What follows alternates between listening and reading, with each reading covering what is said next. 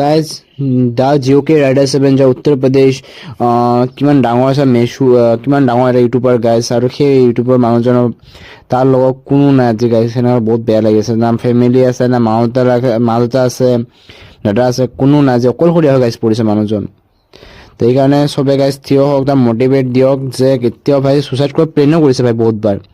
ভাই এনেকুৱা নকৰিব আপোনালোক চবেই আছে গাইজ যিমান পাৰে গাইজ ভিডিঅ'টো শ্বেয়াৰ কৰিব দা ইউকে জেনেৰেশ্যন ৰাইডাৰ গৈ পায় যে ভাই সব ৰাইজ আপোনাৰ লগত আছে সব মানুহ আপোনাৰ লগত টেনশ্যন ল'ব দৰকাৰ নাই আৰু নতুনকৈ ভালকৈ জাৰ্ণি কৰক আপোনাৰ ভালকৈ আৰু ইউটিউবৰ ভিডিঅ' বনাওক আপোনাৰ কণ্টেণ্ট চাই বহুত ভাল লাগে